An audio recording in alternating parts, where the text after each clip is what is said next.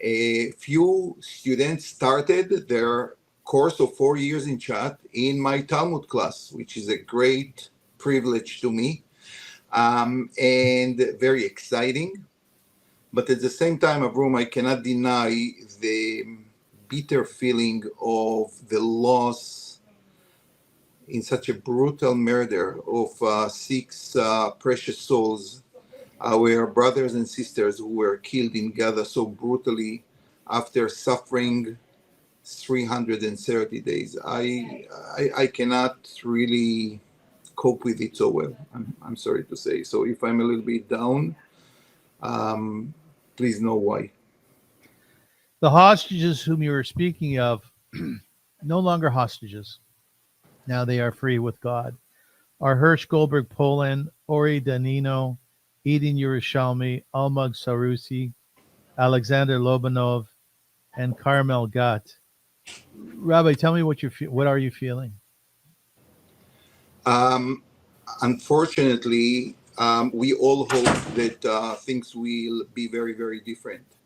I think that I told our listener that I came from Jerusalem about 4 or 5 weeks ago. I had the opportunity and the privilege to be part of dedication of Sefer Torah to Hirsch Goldberg Polin. You know what? This was one of the most Jewish experiences I had ever in my life. And the entire community came together. It's what we call Et Tzara Yaakov. It's a very difficult, distressed times for the entire Jewish people.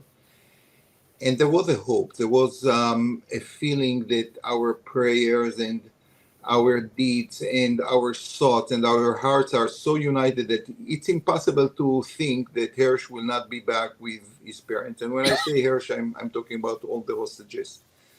So when I heard the news, I have to tell you, it was like an arrow straight to my heart.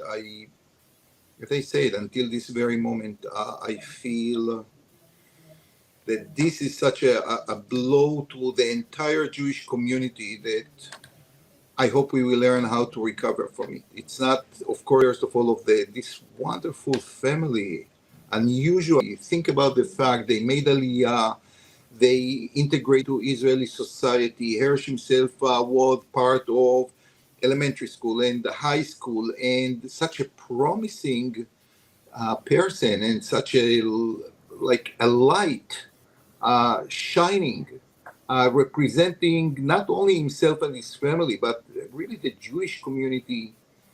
And it's all shattered. It's all shattered. And it will take us as a community a long time to recover from something like this. We went through the October 7th, and we hope that this is the last difficult event that we are going to deal with, and here comes something so brutal and so unimaginable.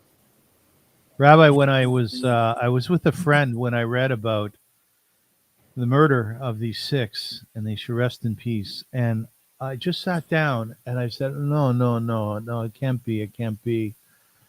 And I was later able to process my feelings a little bit. And one of the things that I thought about, just even unconsciously in the beginning, was I related it back to my son. I'm a father, and my boy is Baruch Hashem. He's 18 years old. He's starting university today, the very first time. And you hear the hespedim, you hear the eulogies of a father to a child, a mother to a child, and you can't help but relate it back to yourself as a parent. Is that your experience as well? Exactly. That's the first thing jumping into my mind.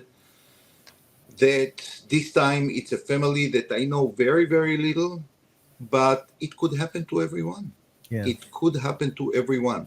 The people who went to Nova Festival, or the people who were soldiers in the base, could be every Jewish person in the ages between 18 and 50 or 40, whatever it is. Like, it's just Am Israel. It's just Am Israel. It's not like a unique group of people. You have their families from all walks of life, people who lost in one brutal act the most precious things. And listen, like news of entire family. When did we hear anything like this? Since the Holocaust. Um, and the feeling, you know what is the hardest feeling, is that they were so close to be released and they didn't make it. It makes things even worse. And I'm pretty sure that this was the logic, if you can say anything like this, of the murderers, to break the spirit of the Jewish people. And to a great extent, they managed to do it because Am Israel is in Aveilut, is mourning. Every Jew is mourning. The reaction can be varied from one group to another, depends on the political views, but all the Jewish people feel a sense of mourning, of a national disaster. What would the Torah response be to this? The whole idea of mourning is a response. Um, we cannot go from a situation where our life were filled with a smile and the presence or the hope of a beloved one, and waking one morning to know that you will never see the smile, you will never be in the presence of this beloved brother, sister, father, son. And the Torah gave us like a series of actions and views how to deal with it. When we go to a mourner, we say, Hamakom yenachem etchem. Like God is going to comfort you. Because we know that we cannot comfort others. Their pain is their pain, and we all, sometimes I hear people, we understand what you are going through. No, no one can understand it. No one can understand it. The pain and the grief is going to stay mostly with the family. They knew their child, they knew what it means to them. Why don't we say God is going to comfort you? Why it's Hamakom Yenachem Etchem? Because when someone dies, um, there is a lack of presence of God. We have many questions that we spoke many times. Even rabbis who seems to know all the answers, they also have questions. And every normal person have a question: why it happened this way? What happened to all my tefillot? And it seems like the makom, the space around us, is lack the presence of God. And I believe that I heard it in the name of Rabbi Soloveitchik. He said, we remind ourselves that although we don't feel the presence of God around us, He is around us. He's the makom. He is with us in a way that sometimes we deny, but He is there. He is there. And life sometimes bring you unbelievable grief. The Jewish people experienced it so many times, and somehow we are still here. We are still prospering with all our grief, with our mourning, and we have to believe that God will be with us this time too. Uh, And I would say only one thing, what I don't like to hear through Shiva, we don't understand. We don't understand. The purpose of the Shiva is not to explain the grieving relatives why it happened to them. It's just to show one thing: we are with you. We are with you. We are going to give you the support and the strength that a family in this situation need. And that's my feeling now too. I ask my students to write few words to the families of the murdered soldiers or citizens. I said, you cannot comfort them. Don't look for big words to comfort them. But let's give them the feeling that they are now in Yerushalayim or Ofakim, but the Jewish community of Toronto is with you. And this by itself has so much power that maintained and helped the Jewish community to survive so many calamities and disasters. Rabbi, if you bear with me, I'm going to say a short prayer for the hostages. Thank you.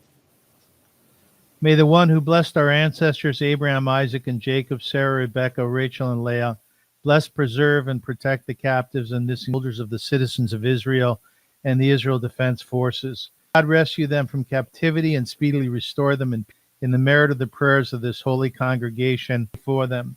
May the Holy One, blessed be God, show them mercy and strength, remove their pain, and send them a recovery of body and spirit. Turn them to the bosom of their family swift and soon. Say amen. Amen.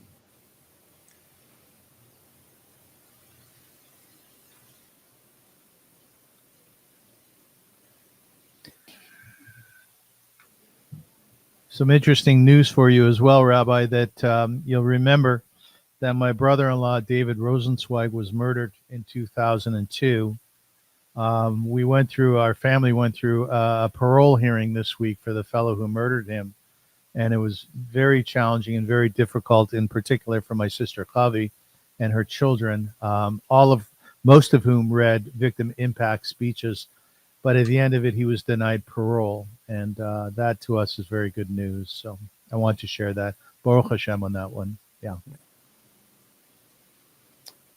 Ladies and gentlemen, this show is sponsored, and we're very excited that it is. It's sponsored by the Professional Center, today's premier co-working space at 120 Adelaide, where more is the standard. The industry leader since 1987, TPC offers private and team offices, fully equipped meeting rooms, collaborative workspaces, premium amenities, and exceptional hospitality.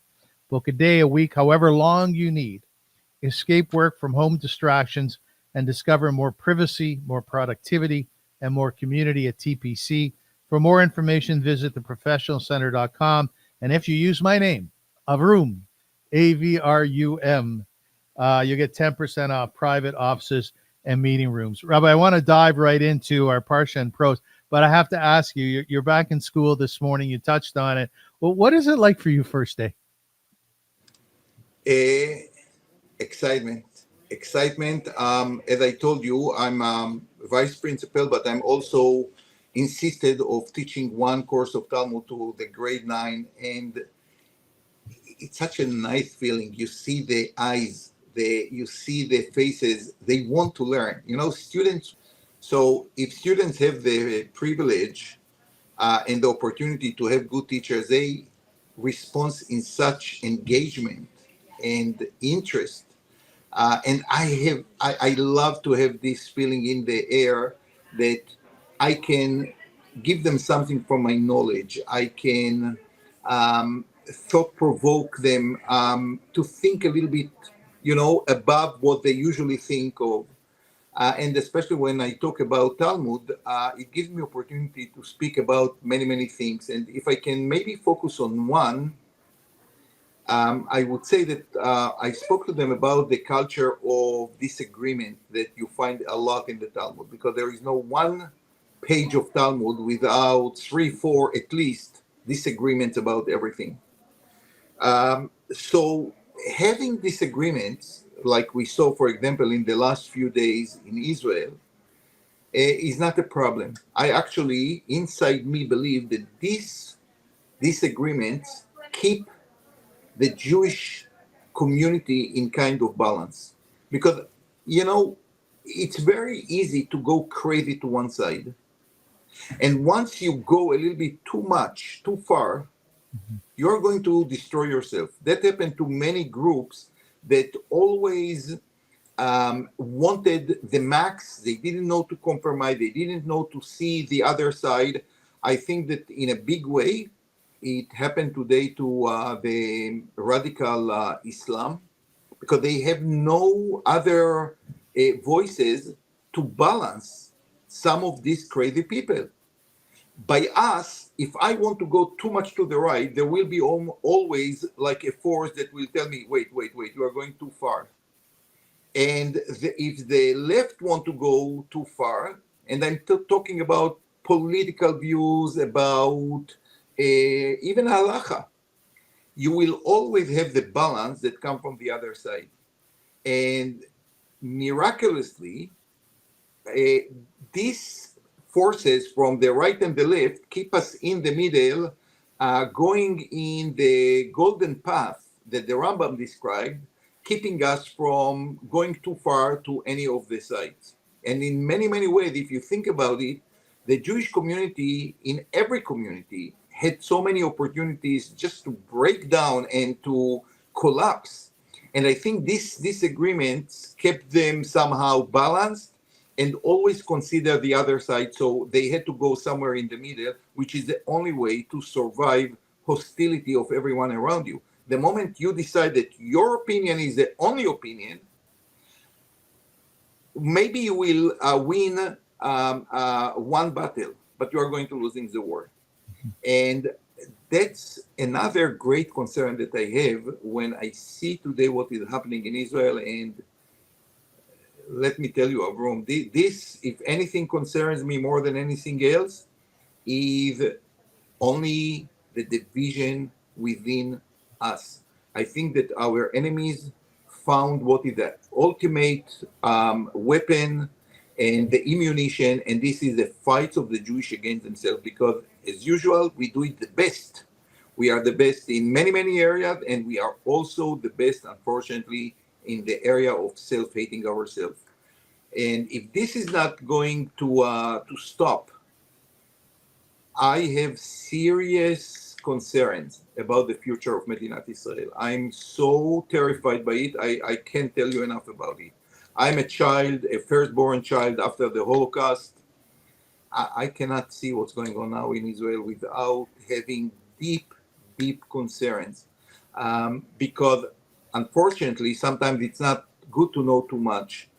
Looking on our Jewish history, on our past, I know exactly what is the only thing that can break the Jewish community and the Jewish nation.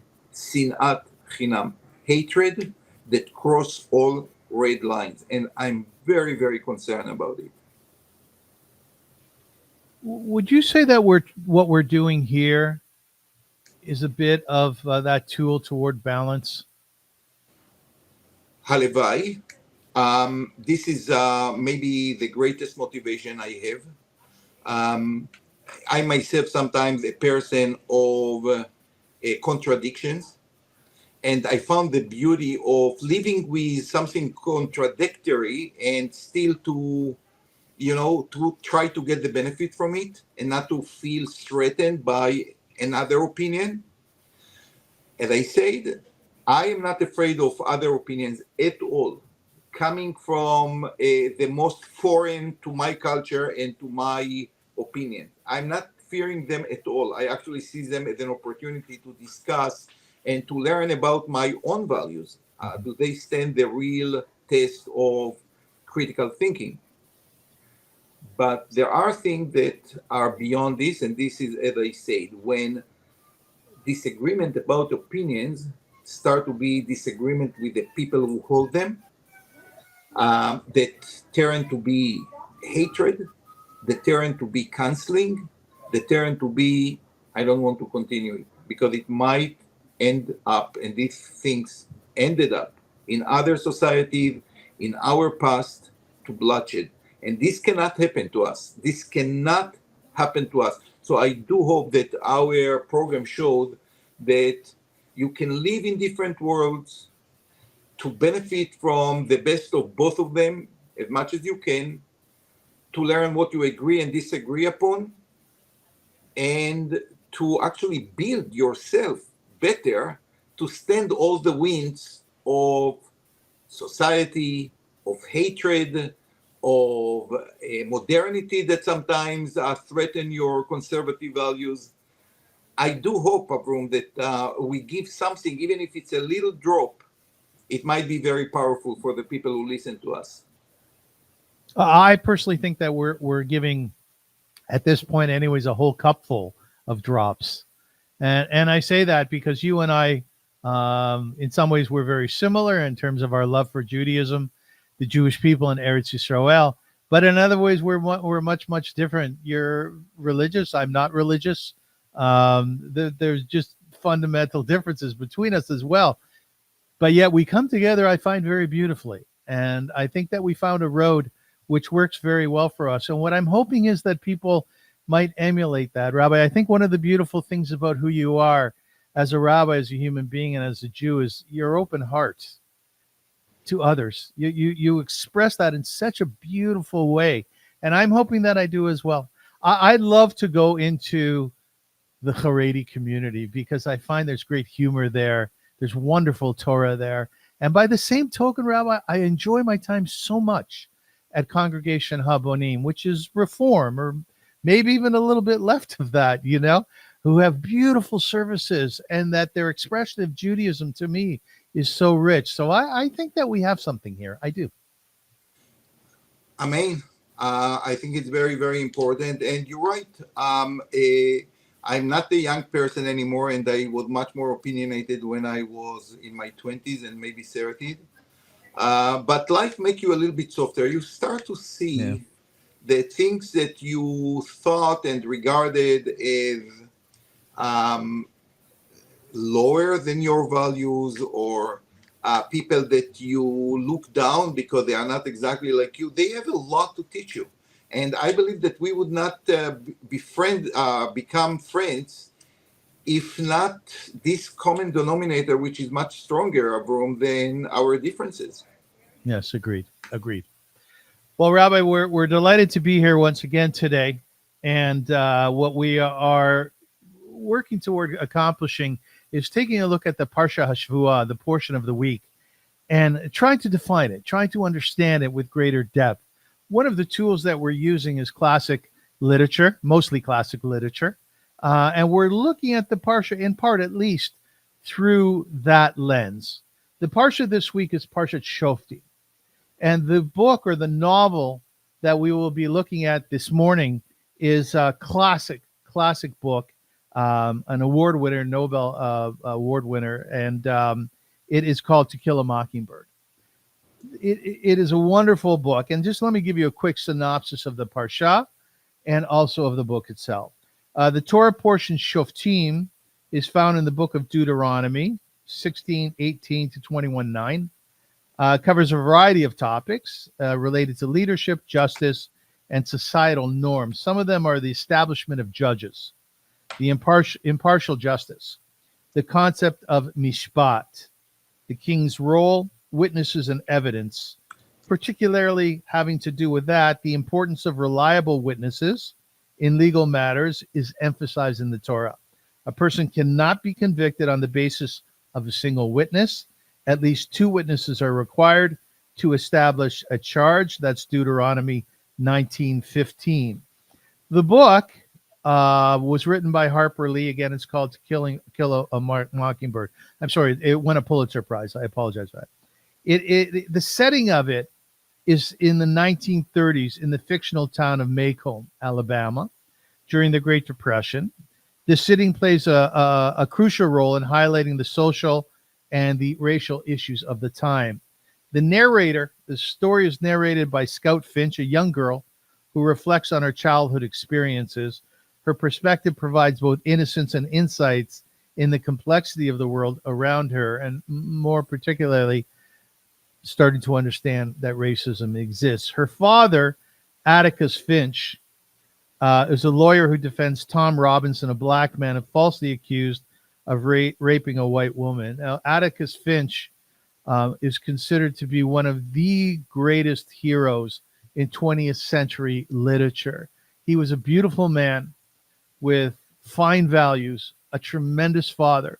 So not only does this novel deal with some extremely particular issues, false testimony is one of them, but there's also a beautiful warmth within the novel. There's also humor within the novel. And we are going to talk this morning or today about these two pieces, and in particular, false testimony and its impact upon people's lives. Do you want to follow up on that, Rabbi? Yes. First of all, I want to ask you a question. The story, which is a great story, is told from the eyes of children. Yeah. Why Harper Lee decided to write the story through the eyes of children? This was my first question when I read this book. Do you have any idea? Listen, the book is partially predicated on an experience that she had in the 1930s, which was Right? loosely connected to the book, right? Absolutely. But I think the whole story could be told from a lawyer perspective, Yeah. from a community perspective. Here, she decided to show the story from the eyes of children. And I find it quite incredible because, sometimes, and I know some schools that don't teach to kill a mockingbird because everything is around rape. It's not so yeshivish. Although the Torah has a few parshiot about it, and actually they could relate very well to the parshiot in the Torah through this amazing story that happened in Macomb that could happen everywhere, and it happened, unfortunately, everywhere. One of my son is a professor in Haifa University to social work, and he's working a lot with the Haredi community. Every community in the world suffers from terrible stories, similar on a higher level, on a lower level of something like this. This is and the Torah actually spend few sections to talk about the issue of raping, of sexual misconduct, and so on. But because the sensitivity and the hush hush around sexual things, people don't learn about it so much. Now, my explanation why it was through the eyes of children is that actually, when we come to overcome our biases, which are in the foundation of this story, the biases of the people of Macomb, um, everyone is like a child, everyone is like a student. And students actually, when they are young, they don't come with so many biases. They are innocent. They have sometimes greater moral clarity than adults. Mhm. Adults sometimes their sense of morality is distorted over time by the education, by the society they live in, and so on. So I think there is something very innocent to present the whole story from children. Now, as I said in the beginning, and now I see how smart it was to choose this book for the first day of learning. This is the amazement when you learn things, when you start facing firsthand with yourself moral justice, the price of sometimes being moral and fighting biases in your community.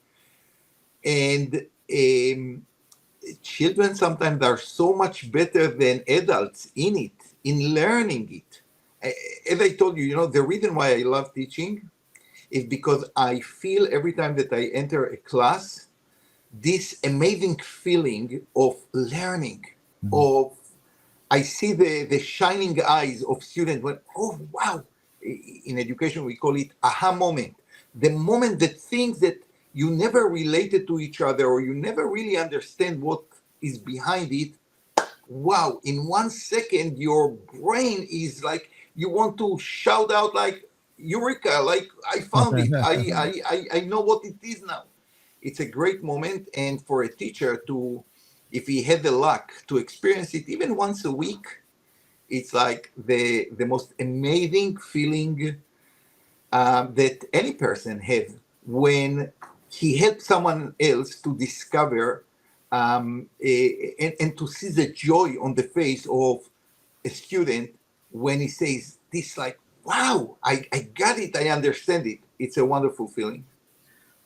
Well, you're really putting Torah in their hearts, and you're helping them grow, right? Uh, and you know what? The nice thing is that I try not only to teach them what happened when an ox goring another one, Yes. uh, which I know that today in 2024 sounds a little bit archaic and A tad, a overdated, tad. but it's not. It's not because in our first class we spoke about responsibility. We spoke about the idea of compensating, the idea that money issues has to be resolved in a quick way, and how actually this little thing that normally can, one person is not talking to the other, like the case in Macomb. It's not about goring someone, it's about a case of rape. This can ruin and break completely societies. And we have this amazing system of courts that belongs more for Shoftim ושוטרים תיתן לך בכל שעריך, right? We have this amazing institution of officers, of judges, because otherwise the Jewish community will not survive. Let me tell you something. Many people say Shabbat is the most important thing for the existence of the Jewish people, and it might be true. But people forget that the role of the courts, the Jewish courts, in the survival of the Jewish people, because there is consistency.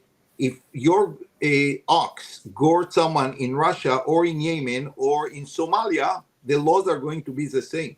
Okay, this is very, very important. There is a consistency of the law. Number two, issues are resolved, because sometimes these disputes are lingering and cast a cloud on people, families, communities, and the Torah says, go to the judges. They will decide, because tomorrow you have to be brothers and sisters again, despite all the disagreement between you. So I find that through my Talmud class, the student, or that's my goal, the student's supposed to get much more than just the knowledge of what say the Rashi here, what the Tosfot says here, and the Rambam. And I don't dismiss it. It's very, very important in terms of critical thinking, something that we explored last week. But it's much more than that. It's the wisdom of the Torah and our sages that help us to maintain a strong Jewish community. And because I'm teaching in Chat, which is a very diverse community, the interesting thing is that the principles are common to someone who comes from ultra-Orthodox home, or someone who comes for something on the verge of, like, one leg is outside the Jewish community and one is inside. The principles are so important to every one of them. And if I manage to help them to realize it and to see the beauty of it, it makes me really happy. Your passion is infectious, I must tell you. Just let me ask you a quick clarification. If a bet din, a court is sitting in Meknes, or a court is sitting in Vilna, Poland, will they come to the same conclusions, are you saying, having to do with, let's say, a criminal case? On the big picture, yes. Obviously, there are no two cases which are going to be exactly the same. And as I said, when you go to the court, listen, let's take the example of like one ox goring another one. Just before you start dealing with it, you have to ask the following question. Did someone make this ox angry or not? Is this something completely unusual, or he did it already 1 or 2 or 3 times before? Yes. And is it only with particular animal that he get angry or not? So you have so many issues that might be different from one case to another, but the principles are completely the same. So I tend to say that most likely, I would say the statistics will be that if the same cases, exactly the same case, would be brought in Meknes or Casablanca or Vilna or London, it will be more or less the same. But here is something very important to say. A Jewish court, is at least 3 judges. What do you think? That 3 judges always come to the same conclusion? In the Jewish community, you cannot imagine something like this, right? So it's sometimes in the same court, you don't get exactly the same voices and the same opinion, because everything is so complicated. But at the end of the day, and this is the beauty of it, and maybe it will be a springboard to what we are going to discuss later, their decision is final. even if two people agree on one thing and the other one strongly disagree with it, and he have compelling evidence to his opinion, the moment the court decided one side or another, it's final. It's over. We don't have like, a Supreme Court or like appealing process. The Torah want every case to be final. And even sometimes, we don't have time to discuss this one. When you know that there was a mistake with a court decision, our sages, backed by the Torah, give them the backup, the professional backup they need. They are not going to pay for their mistake if they did their job properly, number one. And the other one, their decision is final no matter what, which I find very important, although sometimes very upsetting, I'm sure.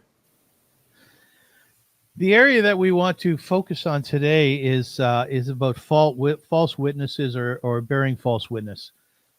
Some of the travesties, some of the negative things that occur out of bearing false witness is a miscarriage of justice, obviously, harm to individuals, erosion of trust, legal repercussions, societal impact, emotional and psychological damage, undermining of legal process. Just before I ask my first question, having to do with the Parsha vis-a-vis To Kill a Mockingbird, I printed up a poem from AI, which I've been doing recently, and I've gotten different responses, by the way, to using AI within my podcast. Some people really like it, some people really don't. But this has to do with bearing false witness. A web of lies, a thread so thin, the truth erodes, deception wins. Upon the stand with eye so clear, a tale unfolds, but none adhere. With every word a seed is sown, yet guilt will follow, ever known. The scale of justice balanced tight can tilt askew in darkest night. One can lie, sway the scales away, and lead the innocent astray. In corridors where echoes ring, false testimony takes its wing. It flies on wings of fractured trust, leaving behind a trail of dust. The weight of words, when falsely told, turns hearts to ice and souls to cold. Souls to cold. For truth is fragile, pure, and bright, but lies consume it, dim its light. Yet in the end, the truth will rise, no matter how the falsehood lies. The truth will burn through dark deceit and bring to light the false heart's beat. So guard your words, be steadfast, be true, for lies will catch and ensnare you. In shadows dance, let truth be clear, and banish falsehood far from here. Tell me the truth. Didn't you like that poem? I like the way you read it. Thank you. But it's a It, good poem, isn't it? it sounds like your own word. It's a very good point, but you know what? If we can take a second just talking about the AI, I started to read a little bit because my knowledge about AI was very, very limited, and I really wanted to understand like what is the mechanism behind it, because Yeah. this is something that is going to change the world, no question about. It's already changing the world. And you know what I learned? That actually it's quite a dumb thing. It's the system is working after knowing millions of opportunities. They know that a certain word regarding this issue follows another word Right. and is going to be followed by another. And it's a decision of statistics. Of course, it's not as simple as I described, because lots of algorithms are involved in the process, and the machine learn all the time how to get better and how to process knowledge. But here is the point. I'll tell you why. On one hand, I admire it, and at the same time, I find it taking something from my humanity. So I see the AI for myself at this point. I don't know if it's going to change or not. As a great helper, as a great servant, because it can do so many things so quickly and so appropriately. So, for example, when I was preparing this class, I asked for quotes about false testimony. And you know what? I got few here. And this is great on one hand. At the same time, when you read a book, at the end of the day, you have to be a little bit different, and people will be very different after reading a book in many, many ways. One person will identify with this experience of this person, another one with another one. So, reading a book is actually not just reading a book. It's like, how do you feel the result of it? And which I believe is exactly what is happening when you see any great piece of music, of art. Me and you can go, to a museum and to see an abstract picture, and each one of us will have a completely different impression at the result. Um, Before I got into like a little bit to learn about art, I always used to say why uh, painters are signing their name in the bottom of the picture. You know what is the reason, Avrum? Because I know that you love painting too. The reason is I said so the person who hangs the picture on the wall know what is up and what is in the bottom. So because sometimes you cannot understand anything, and some people like look at it and say, "It's magnificent," and I said, "What is magnificent? The entire thing is like just pitch black. It's like, what do you see here? This is you don't see like the feeling of depression, and this one point is a light that coming from." I said, "This is amazing," but I did not see all this. I saw something very, very different. So every kind of art has to do something to you.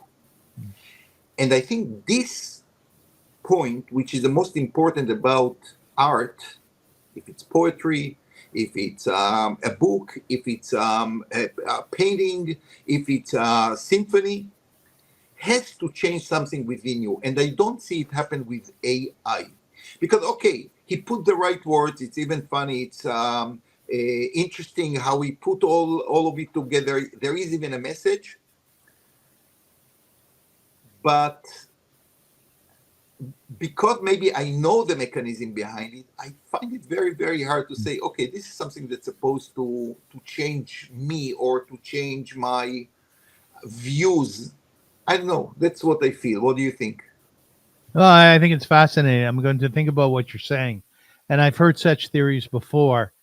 And we talked about this. Remember the story that we told about the father sending the children to the marketplace to get a loaf of bread and to get a rose during a time of famine. They brought it back. They go, "Daddy, I understand the bread, but why the rose?" Well, the bread is to sustain ourselves. The rose is to give a reason to sustain. So yes, an underlining component to a good piece of poetry, to a beautiful piece of art. Where did it come from? Who painted it and why? Always, I'm not sure. Like, do you listen to Wagner? Yes. And I do it with a great sense of guilt, I must tell you. Um, because, my mother, she did not want into going into like a German car. I know people in Israel that when the Mercedes buses came, they did not step on them. Yeah. They in their feeling, this is a car that Hitler, Imach Shimo, drove. You know, um, now Wagner was a genius. I can't tell you enough how genius he was. If you listen to his symphonies, they are so powerful. They are so they really like conquer your mind right away. Wagner was a genius in unbelievable way, but part of his first of all his own views and his music um, used to create this area German drive of nature, of power, that I hope that I can listen and to the music, but still remember, yes, even great people like Wagner, a great artist, can use their talent and genius against humanity. And I think that sometimes we forget this, that like talent can serve you in very different way. It can bring so much bracha and blessing to the world, and at the same time, you can misuse it in the worst way possible. And that's what happened to Wagner.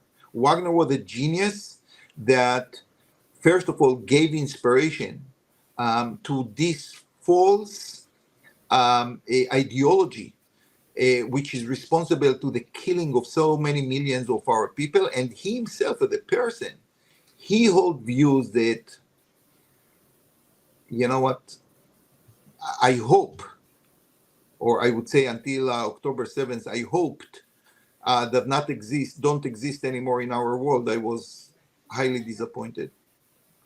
If a student of yours comes to you and they say, Rav, is it okay for me to listen to Wagner? What would you say?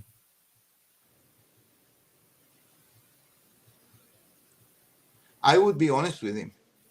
I would say, listen, I listen to Wagner. He's not my favorite one, although his music, as I said, like the reason why Wagner was so important, because his music is doing exactly what music's supposed to do. It brings you to a state of mind and feeling which is very upbeating and very uplifting in many, many ways. But he found a chord in the most animalistic side of our existence.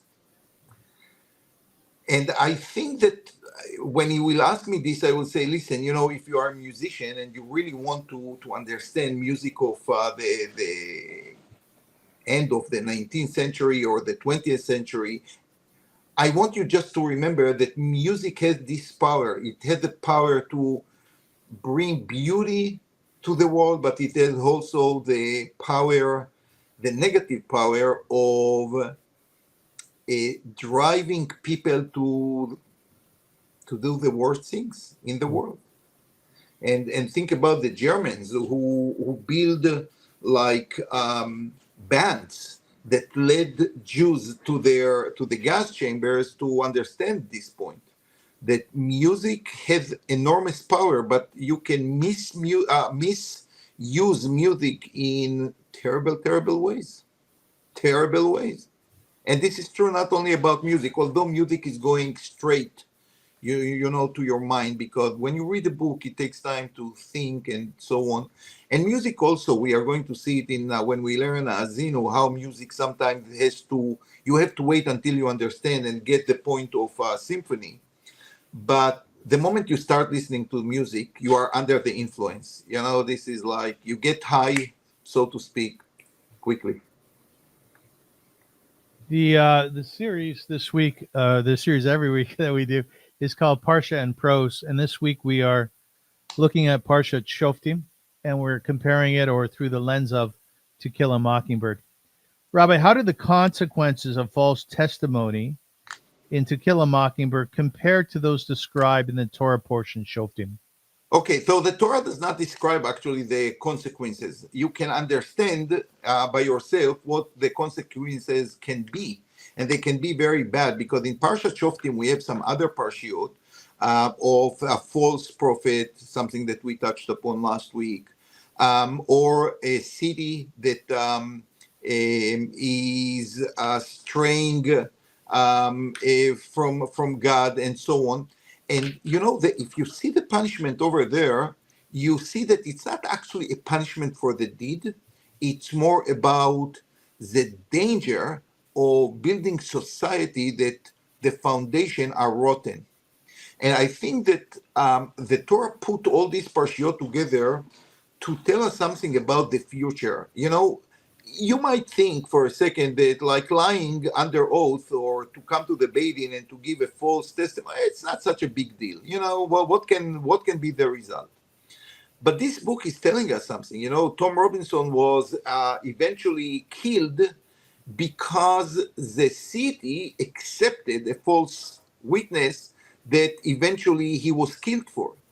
And how many how many people, because these biases, because one testimony build kind of character to all the black community and the more fragile people in Macomb, and can lead to murder, to dismiss the value of life of every person that was created in the image of God. So the Torah does not talk about it explicitly, but the Torah is very serious about this sin. And the Torah gave lots of checks and balances for someone who come to give a testimony in the court. Maybe the most famous of them that you don't find in any other system is the idea of edim zomemim, false witnesses that were caught lying in a certain situation. It's only when another group of witnesses are coming and say, how can you give this witness that, A killed B on Sunday? We spent the whole Sunday on the beach in Florida. You could not see that.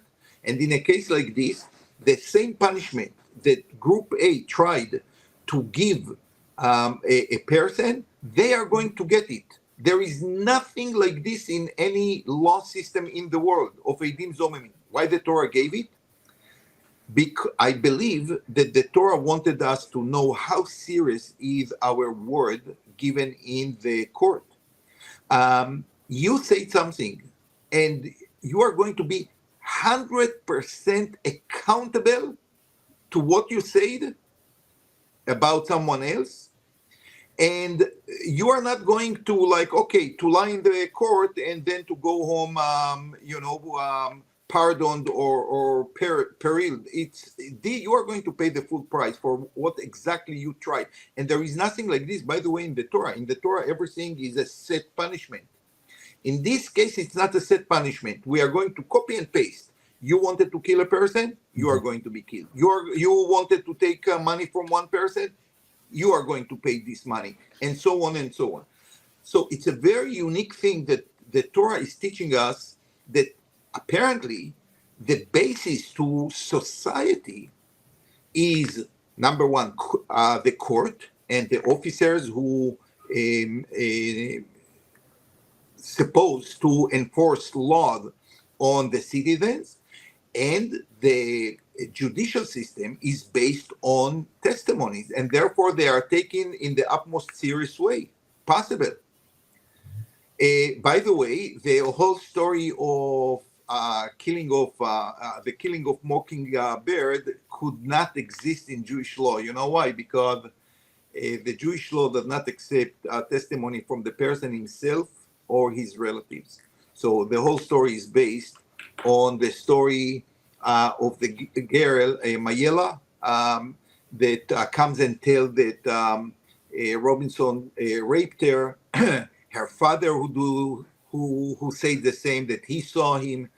In the Jewish court, they will not accept them because the Torah knows the biases of one family to another, or family member to another, and sometimes you will not know the truth, but you don't want to know the truth from the people involved in the situation. That's fascinating. That's fascinating. I love how you're able to bring around halacha within the context of literature. It's beautiful how you do that. And you know what? I do believe, honestly, I do believe that the halacha, when it was written, when the Torah was written, Hashem imagined how societies are going to behave like. Yeah, so in the infinite mind of God himself, he saw something like this happen not only in Macomb, it might happen in Bnei Brak or Eilat or Ashdod. Like, people are people. And you have to imagine what is going to happen if we are going to let people to testify against another one when they belong to their own family. Yeah, it's beautiful. And by the way, the story here of Harper Lee is more than just a false testimony. Is using the system that's supposed to bring peace and justice to the world and to turn it upside down to create misjustice. That's why the Torah see the whole issue with false witnesses much worse than many other injustices, because you take the system itself and turn it against the reasons why it was established. You're perverting truth. Exactly. In the place, in the holy place, and it is a holy place of the court. You know, something very interesting. A betin is a holy place. Absolutely is. Our sages are telling us, Elohim nitzav ba'adat el. You see three judges, but you should know God is within them, because justice is the trademark of God Himself. He appointed people to bring the truth outside, but they are agents of God Himself. Now, think about it. You know, in the temple, when people enter into the temple, before they enter the temple, you know, they crossed the main hall. You know what was there? The Sanhedrin, the 70 most distinguished scholars of the Jewish people who were sitting constantly in the temple. So when a person came with his korban to the court, His he first of sacrifice. all saw these 70 people sitting there. Why? Can't you find them like Beit HaMishpat HaElyon or another place in Jerusalem? No, this is the idea. The court and the laws are the tools of God to set order in the world. You know, God created the world, but people can easily destroy it. And the court is continuing the creation of God by keeping the order and by bringing the truth to the world. And therefore, it's none else rather than in the temple itself. So you have the sacrifice, you have the holy priests, but the first impression when you get into the temple is to see the top of the judicial system of the Jewish people, which is incredible lesson to everyone. It's magnificent. How does Atticus Finch approach to exposing false testimony in To Kill a Mockingbird reflect or contrast with the guidelines for handling false witnesses in Shoftim? Fantastic. Because I think that here we see some commonality between what Atticus represent and what the Torah want the Jewish judges to represent. Listen, I think that he knew from the first moment, and actually he speaks freely about it, that justice is not going to be made here. He knew too well the Jewry. He knew too well the people of Macomb that are not going to come to any other decision rather than Tom Robinson indeed raped the girl. So you can say everything is so futile because he knows that he tried to defend a person who is not going to get a fair trial. However, the Torah is always separate between the outcome and the process. Bad judges can be everywhere. Bad judges were also in the Jewish community. And the Torah is actually warning us against bribing the judges. If the Torah has to warn about it, most likely the Torah took into account that even a knowledgeable person who knows lots of Torah can be bribed. That's my assumption. But having courts defending the disadvantaged people, the equity in front of the law is what is needed. So even if the end or the verdict is going to be distorted, the fact that we pay so much attention to the integrity of the judicial system is by itself a great lesson for every single Jew. You should do the most you can, like Atticus, to defend the justice, to fight for justice. And I think that this, by the way, is one of the explanations why we have so many Jewish lawyers. It's not only an issue of money, but many Jewish lawyers just found it as a mission to restore and to reserve justice. And I think that it goes down the generation. that we are seeking justice. And from the very moment the Torah was given to Am Israel, courts, judges, a system in place was essential to keep the life of the Jewish community. Just a side question is, you talked about the 70 judges in the Sanhedrin, but there were courts with lesser judges, not so many, right? 70 is a hard number to arrive at. What was that predicated on? So the Torah is, according to the drasha of Chazal, we spoke about it last week, the Torah does not give the numbers in anywhere. If it's 3 judges for financial issues, if it's 23 when it comes to a more complicated topics, sometimes involve capital punishment.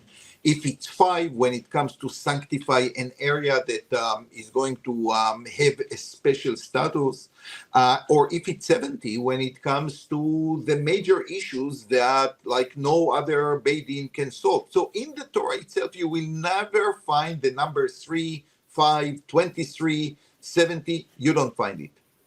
But our sages, and this is another opportunity to explain what Midrash is, and by the way, again, it based on a pasuk in our parsha, V'darashta v'chakarta, you are going to investigate thoroughly the witnesses who comes before in front of you. They came from counting the numbers of, for example, Elohim, Elohim, Elohim, that monetary issues should be dealt by 3 judges. They also come to another conclusion based on certain words like Eidah and so on to create a Beit Din of 23 judges, and 70, which is the number that mentioned in the Torah regarding the 70 elders that Moshe had around himself. This was like the ultimate judicial institution that every generation has to keep, like Moshe Rabbeinu had around him 70 people, and we keep it over. And in some areas in the Jewish history, we had a Sanhedrin. By the way, it's very interesting to Google and to see Napoleon and the Sanhedrin. You know, Napoleon tried to reestablish the Sanhedrin in France, which is a very interesting and fascinating chapter in Jewish history. And maybe after we finish Avrum to do the Parshat Shavua, we should have like a podcast about Jewish history and the Parsha. Okay, keep it somewhere in the drawer, this idea. So the Sanhedrin, and by the way, in Israel, there were a few attempts to try to revive this idea of Sanhedrin, which is a Greek word to, gathering of scholars. It's interesting that the Greek word became like the Jewish word for the gathering of the 70 people. So it's not written in the Torah, but our sages learned it from the Torah. So you're right, there are different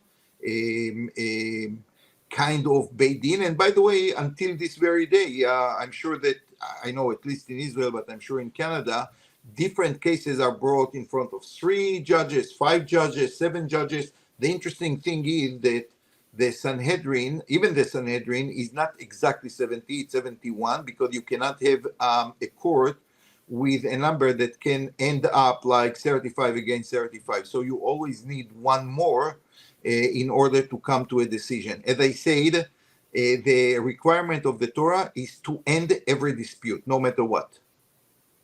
It's beautiful. Rabbi, how does the character of Atticus Finch play in challenging false testimony? And how does his role compare to the responsibility of judges and leaders as outlined in Shoftim? Okay, we touch upon something that I just said, v'darashta v'chakarta.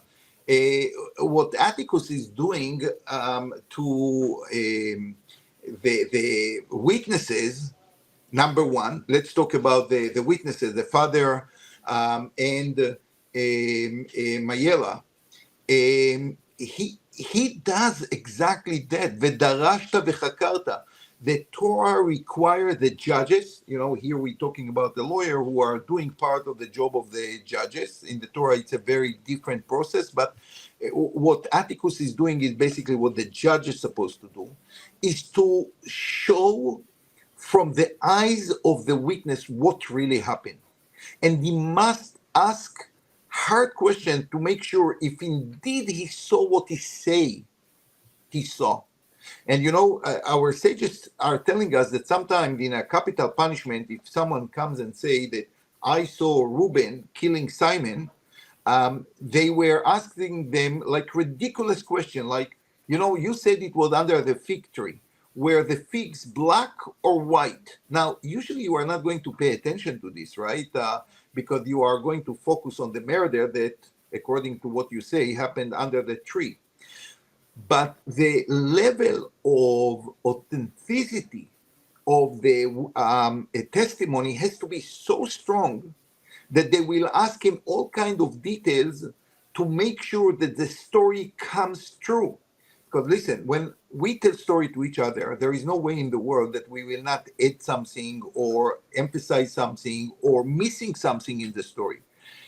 Because witnesses are the only source that the court can rely on, it must be perfect. And they were asked this kind of question that will reveal if their testimony is truth or false. And the beauty of Atticus in the court of like asking the right question, Mayela and their father, is exactly what the Torah described. You have to tell me the details because you are the only source.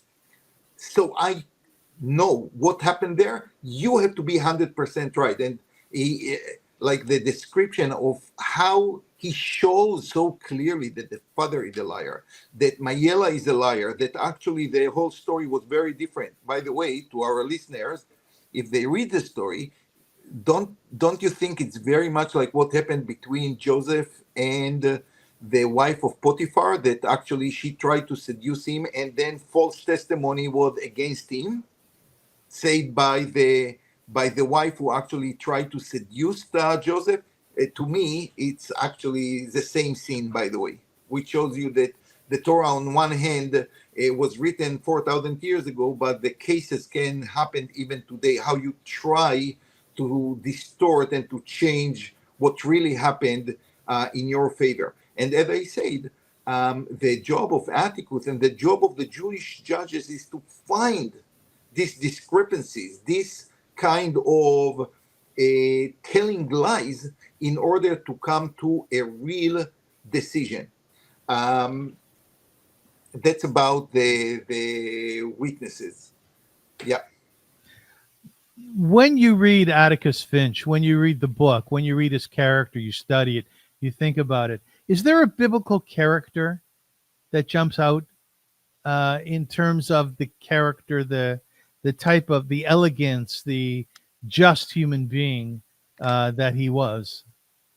I think most our prophets are characterized by the same idea, that ability to fight sometimes impossible fights, sometimes fight that they knew when they went to fight, they knew they are not going to be successful. Think about Jeremiah.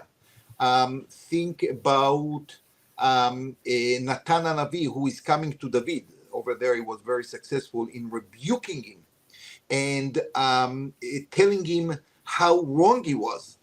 In this regard, I think the figure, the character of Atticus is very much inspired by biblical heroes who, against all odds, try to defend justice.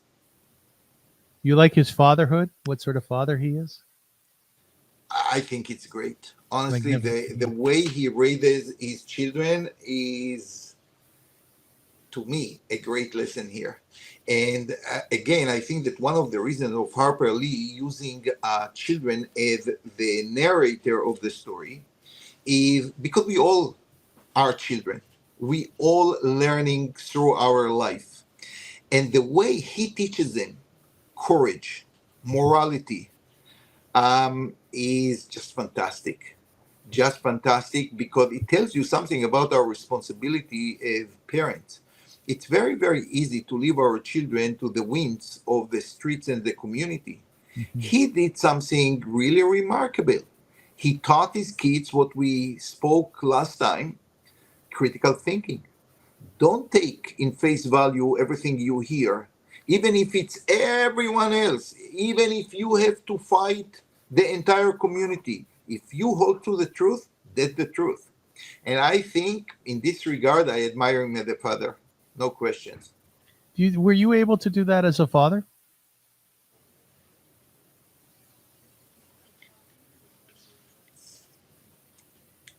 I hope so. I Mhm. hope so. Ask my children. I knew you'd say that. Uh, because listen, you know what, I think, as I said before, we are all children, in terms of learning things, and I try to think if I had any biases that I fought and managed to defeat. And because it's very easy like to tell our kids this, but Atticus Finch actually paid the price for it. So I don't like to say about myself something that I don't know if I paid the price for what I say. It's very easy to use words until you are in a true test. Mm. So the greatness of Atticus Finch is that he stood the test, not only said it to his kids. And when you ask me this question about me and my kids, I'm not sure how many times they saw me facing a test, a real Mm. test. Mm. Mhm. And until you face a real test, it's just words. Rabbi, in conclusion, there's a lot of instances, unfortunately, throughout history of false testimony and its effect on individuals and communities. I'm going to read a couple of them, and I just want you to choose one and just to sort of riff on it for a second before we conclude. The Salem witch trials, 1692. The Don't talk too Dreyfus much about it because it's going to be one of our books, most likely when we read, when we learn Sefer Shmot. Beseder. The Arthur Miller play. Okay, The Dreyfus affair, we've talked about that. yeah. The Scottsboro boys case, nine What's that? African Sorry, what's that? yeah, it's a classic case. 9 African American teenagers were falsely accused of raping 2 white women in Alabama. This is in the 1931, and despite insufficient evidence and a lack of proper legal representation, the boys were convicted and sentenced to death. The case became a landmark in the struggle of civil rights and legal reform in the United States. The This is McCarthy not Emmett Till, right? No, this is a No, different no, story. this Okay, is another case. The yeah. McCarthy era, 1950s, and finally the trial of Socrates in 399 BC. Well, with Socrates, you know what? Maybe we should delve into it, to the Socrates case, because I think that if we talk enough about it, I will somehow might challenge your thoughts about it. If Socrates was indeed the hero of the story or the anti-hero, maybe the people of Athens were not so wrong to kill him. Let's keep it to another time. Wow, I'm looking forward to that. Ladies and gentlemen, the series is called But wait a Parsha. second, you missed, Yes. like, I really don't want to get to politics, but you didn't talk about like Monica Lewinsky. You didn't talk about Nixon and Watergate. Like, these are people who lied on the podium, under oath. And again, this can be a misuse of the trust that we give witnesses. Listen, there is something very beautiful about witnesses, Avrum, that I want to share with you. You know what is the real lesson of witnesses? That basically we believe every person. Think about it. If Mhm. the Torah would suspect every person to be a liar, we wouldn't let them to come to the court and to decide the fate of others. There is a very profound thought here. The Torah actually believe every human being to be righteous, to be honest, and to say the truth. Nice. So think about leaders, emperors, that lie and to their citizens, to their country, how much damage these people can cause, and what bad lesson they give to every person, and how they unfortunately destroy the foundation of society itself, because our foundation is a trust of one in another. False witnesses destroy and break this very foundation. It actually sent a very clear message. Don't trust the person next to you. And this is horrible. It's very interesting because when the Gemara and when Torah talks about the new moon, right, the new month of which we are there now. Chodesh Tov indeed. It's Rosh Chodesh Elul. Yes. Rosh Chodesh Elul. That there was a certain time in our history where the determination of the new moon was made by regular folks who came to the Sanhedrin, or they came to the courts, and they said, at this and this time, we saw the new moon, right? So your point is really well taken. The movement of time and the establishment of very important dates was completely predicated on the community member. Beautiful. Beautiful. All right, ladies and gentlemen, we want to thank you so much for joining us. The series is called Parsha and Prose. And next week, we are delving into Parshat Kitetse, and a great, great book written by Hemingway called A Farewell to Arms. Just curious, why did you choose that book?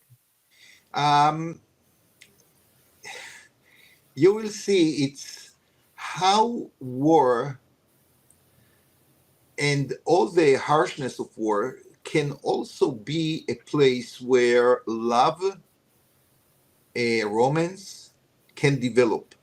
So, although it was not with an enemy, as Parshat Kitetse suggests, where you go to a war and you find a beautiful girl in your enemy side, but I think that there is something in general that being in the shadow of death cause you to think about what really life is all about, what worse to die for. And Hemingway is doing it in a magnificent, beautiful, touching book that describe what happened. This happened in the First World War, to soldiers who are in a constant danger to lose their life in the battlefield, and how love can be a force that will bring you some sanity into the most insane thing in the world, which is a war. So I want to talk a little bit about the psychology of it. I want to end off on a really, really positive note. My niece, Miriam, my eldest sister, Etty's daughter. I think that I taught her once, Yeah, I think you probably taught them all. And Kane Nahora, she has 7 children. Beautiful kids. She has 6 girls and a boy. The boy, Tzion, just got married, and one of her daughters, Rayut, got married a week later. Wow. You can imagine. Don't tell me that, because I just realized how old I became. Yeah, you're very youthful. So you can imagine the craziness in their family putting together 2 weddings in a week. But I tell you in short, and then we will conclude, that we were able to watch a streaming of the weddings, and I was so taken by it, the beauty of it. And I'll tell you, Rabbi, what I was most taken by. Every day since October 7th, there's been a cloud over the Jewish people. There's been a cloud over Eretz Yisrael and our brothers and sisters who live there. But like the cloud that brought the Jewish people water and protection in the Midbar, in the desert, I watched the people who were at the Chatuna, at the wedding. In particular, the groom, who's a lieutenant in the IDF and was able to come from Gaza to get married, and his chaverim, his friends, all of whom were with him in the IDF. And Rabbi, they were smiling and they were laughing and they were dancing with such verve and such neshama and such spirit. And I thought to myself, Hamas, you think that you're breaking our spirit. You will not, and you're not coming close. And the Jewish people will be around forever when you are nothing but a blip in history. These boys are so handsome. They're so hardy. They're so beautiful. And they were so full of joy, Rabbi. So full of Beautiful. joy. I had the privilege to be in two weddings last week. One of them I officiated, and indeed, Oh, under the chuppah, when one said the bracha, Baruch mesameach Tzion bebanea, blessed he is who is make Zion and Jerusalem happy with its children. I thought to myself, it got like a new meaning to me, because really the children, our soldiers, they bring so much simcha. And, it's so devastating to hear about the tragedies. But at the same time, these lions are bringing so much simcha into the heart of the Jewish people. And as you said, our future is secured bizchut, in the merit of these young people. amen. Amen. Ladies and gentlemen, thank you so much for joining us. The rabbi and I asked that if there are particular books that you would like us to consider within Parsha and Prose, please let us know. The rabbi's email is at the bottom of his screen, and you can find me everywhere pretty much on social media. But please let us know, because we're very open. We have a schedule until, God willing, until the end of Dvarim. But then the beauty of the Chumash and the Torah is that soon we will start with the creation of the world. It'll be created again, right? So we are very, very open to any ideas that you might have. The show is sponsored by the Professional Center. Whether you need a private office away from distractions or a quiet place to meet a client, TPC has it all. They are Toronto's top co-working space at 120 Adelaide, where exceeding expectations is their standard. At TPC, they blend elegance with functionality, providing private offices, fully equipped meeting rooms, and superior service with exceptional views. Choose TPC for more style, more space, and more opportunities to exceed. For more information, visit theprofessionalcenter.com.